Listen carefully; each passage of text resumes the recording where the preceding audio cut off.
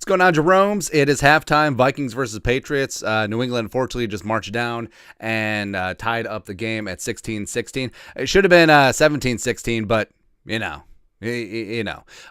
got some winners, we got some losers. That's what we've been doing. But overall, first half, I think Kirk Cousins has played good football, minus that brain fart with the interception. Dalvin has been running hard. I think second half he could potentially bust one. You could tell that the Patriots front seven is selling out to try and stop him, hence why you're seeing stuff wide open downfield. Thielen has done a really good job moving some chains. Hawkinson coming in with his first career Vikings touchdown, and Justin friggin' Jefferson, he's just unreal. It's unnatural how good he is. And it's sort of surprising that the Vikings, Kirk's gone 17-21 for a $181 and 2 touchdowns. The Patriots secondary is really, really damn good. But overall, I think the offensive line has done a decent job. Matt Judon has basically been erased other than that holding penalty against Ed Ingram. So knock on wood, that continues. Derek Baker, $5 in the super chat. Our defense is making Mac Jones look good. Agreed. If you got a question or comment, toss a couple bucks in the super chat and we'll get it read. But I think overall, you're feeling decent. You are feeling decent, except for Greg No Legs Joseph. I mean, get the hell out of here. It's been long enough. He's missed 5 PATs this year. He's missed 5 field goals. So he's got 10 missed kicks this season. It's just ridiculous. Get him the hell out of here. It's done. It's finito. Try Rodrigo Blankenship. Let's get goggles in here. Like we've been doing, recapping winners and losers. Jefferson is honestly the best receiver in the National Football League. Like that third down catch is ridiculous.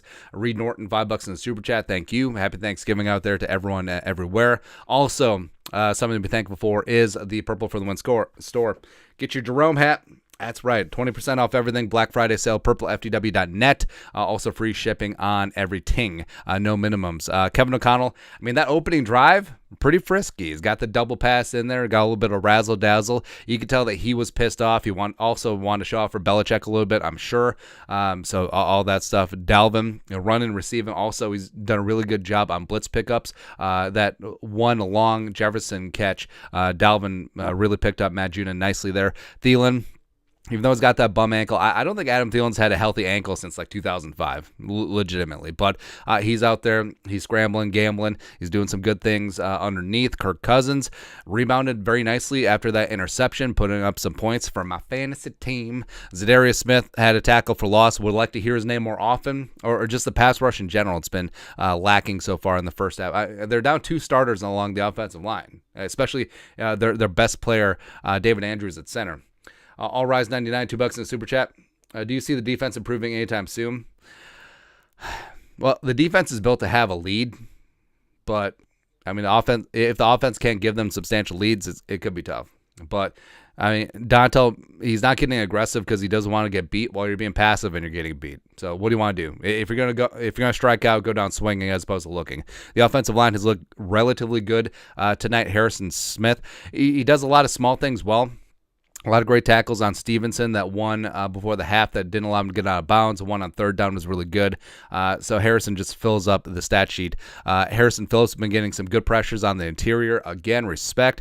Johnny Munt, a couple of great blocks and a couple of outlet catches. Jalen Speedy Naylor has done a really good job as a punt gunner. So respect there. Him and Chris Boyd have done some really good work in that regard. Anthony Sebring, $2 in the super chat. Is it now time to look to replace Greg Joseph? Yes, absolutely. And then also Duke Shelley. All right, so Shelley got beat by Parker on a couple of catches on the final drive, but had that breakup in the end zone against, I think it was Bourne. But yeah, all Duke Shelley does is break up touchdowns. Reed Norton, $5 in the super chat. Missed the message in my last donut. What are our options for Joseph? Hard to find something on the open market right now. Rodrigo Blankenship. That's really about it. Or there's a bunch of other like fine kickers out there, ones that aren't inside their head, and you can tell Joseph, something going on there. A couple losers, fans that fell off the bandwagon. We back. That's right. Hey, no readmission. Hey, you said this team was a fraud on Sunday, so be gone. Don't care.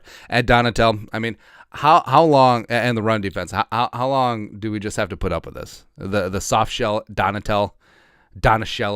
Get the hell out of here. Kirk Cousins with that sloppy interception, but he bounced back. King Kenne, This one hurts.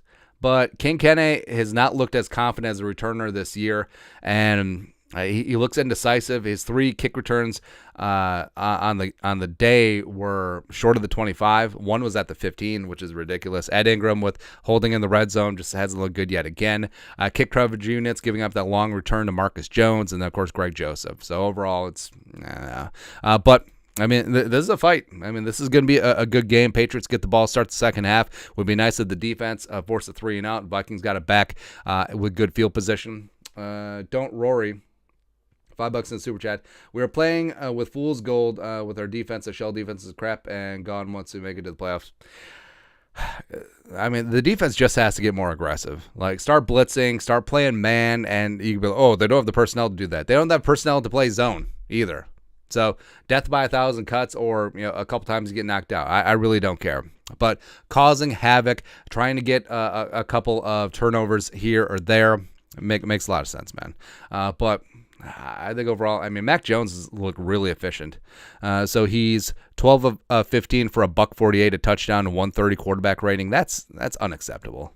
Absolutely not. Stevenson and Harris, yeah, overall it's been kind of rough. But I do think that the offensive line has looked pretty good against Matt Judon and company, knocking on all the wood. Hopefully that carries over the second half. And the offense has been able to move the ball. So stats-wise, all right, so the Vikings 5 of 8 on third down. That's fantastic. 231, which is good on their 6 drives so far. 192 passing. 8.7 yards per attempt, which is fantastic, even though 9.3 is better. I mean, Mac Jones looked like Tom Brady out there, man. Dilly C. Dilly, $2 in super chat. Greg Joseph's going to cost the Vikings a playoff game. KOJ TikTok. Yes. Zach Carter, $2 in super chat. Kai Forbath's couch better than Greg. I mean, absolutely. I was randomly watching the Minneapolis Miracle game, and Forbath just drilling that 53-yarder. Nails, man. Anthony Simmering, $2. Do you think there will be a new DC by our next game? It's possible. Like, if you're going to fire him 10 days in between now and the Jets game, does make sense. Richard Winter, $5 in super chat. Any chance their defense shows up second half? They got him. They got to show some pride. They got to make some adjustments. Where the hell is the pass rush? I know that Za'Darius has that dinged up knee, but where's Daniil? Where's Patrick Jones? Where's DJ Wanham? Like, we need some semblance of a pass rush on this offensive line that wasn't that great even at full strength, and they're down 2 starters. Plus, we're at home. What the hell, man? The hell. So Vikings had turnover. Yeah, I know that people are going to poo-poo on the 2.4 yards per carry, but you just got to keep bashing it.